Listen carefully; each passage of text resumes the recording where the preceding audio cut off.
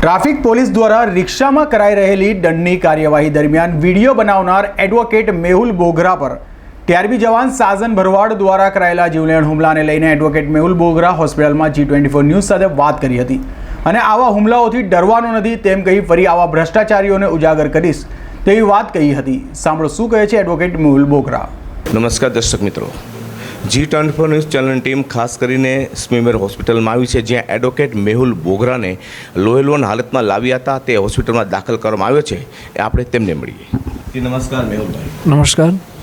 અત્યારે તમારી તબિયત કેવી છે? સારી છે, કોઈ તકલીફ નથી અને હમણાં થોડા સમય બાદ ડિસ્ચાર્જ લેવાનો છું। કેટલા સ્ટીચીસ આવી, જે પ્રમાણે ઘા લાગ્યો તે પ્રમાણે?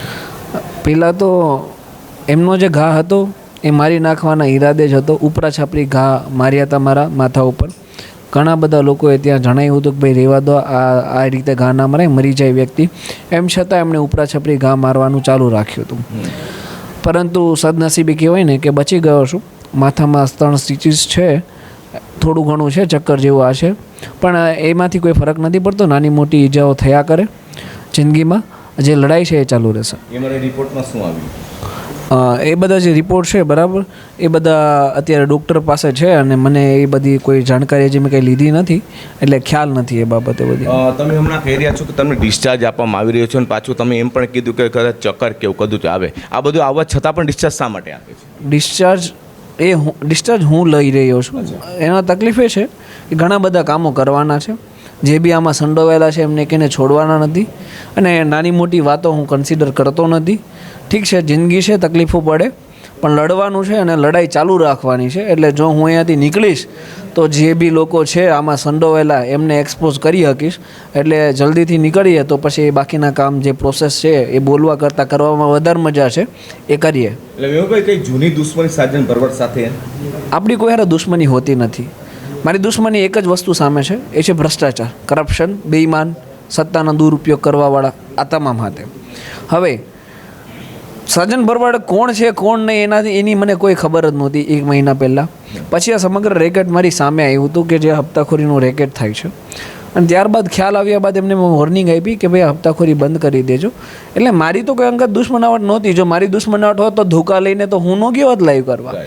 એટલે એ લોકોએ એક અંગત દુશ્મનાવટ રાખી હતી મારી યાર, જેથી એ ધોકા લઈને પ્રિપરેશનમાં બેઠા હતા। બીજું મેહુલભાઈ, એને પોલીસ સ્ટેશનમાં ફરિયાદ પણ નોંધાવી છે કે તમે રોજના 1000 એટલે કે મહિનાના 30,000 રૂપિયા લેખે હપ્તો આપવાનો, શું છે આખી સાચી વાત? આ બધી બોગસ અને બનાવટી વાતો છે। કહેવાય ને કે જ્યારે કોઈ વ્યક્તિ આમ ફસાય ને ત્યારે ફફડે, અને આ ફફડાટ છે એમની। ફફડાટમાં એ લોકો બોગસ FIR દાખલ કરે છે, બનાવટી FIR દાખલો કરે છે, એટ્રોસિટી, ખંડણી વગેરે વગેરે। આખી ગુજરાતની જનતાને ખબર છે એ બોગસ FIRમાં કેટલું તથ્ય છે, પત્રકારો પણ જાણે છે। અને એક કહેવાય ને કે મૂર્ખ માણસે જો એ આ બધા લાઈવ વિડીયો અને પછી ત્યારબાદ જે પોલીસ સ્ટેશન ગયા ને એ બધું જોવે તો દેખીતી રીતે જે FIR ખોટી છે, પણ કહેવાય ને કે જેનો ઘડો ભરાયો હોય ને એ બધા જ કામ ખોટા કરતો હોય, પણ એમાં પણ જે બોગસ FIR છે એ પણ એમની વિરુદ્ધમાં જ છે, અને એમાં પણ એમને છોડવાના નથી। પોલીસ માટે શું કહું છે? પોલીસ માટે કહેવાનું માત્ર એક જ છે કે ના તો મારી યાર પોલીસ યારે કોઈ અંગત દુશ્મની છે, ના પોલીસનું કોઈ નેગેટિવિટી ફેલાવવાનો મને કોઈ શોખ છે, ના મારે પોલીસની કોઈ નેગેટિવિટી ક્યારેય જિંદગીમાં ફેલાવી છે। એક જ વસ્તુ છે, એ વસ્તુ એ છે કે જે બેમાનો છે, જે ભ્રષ્ટાચારીઓ છે, એમને હું ક્યારેય છોડવાનો નથી। ઓપ્શન એ છે બેમાની ભ્રષ્ટાચારી છોડી દો એટલે મેહુલ બોગરા લાઈવ કરવાનું છોડી દે, બરાબર। અને જો તમારે બેમાની ભ્રષ્ટાચારી છોડવી નથી ને તો મેહુલ બોગરા તમને નહીં છોડે, એની ખાતરી આપું છું। બીજું કે ACP વિરુદ્ધ પણ સૂત્રોચ્ચારો કોર્ટમાં કરવામાં આવ્યા હતા।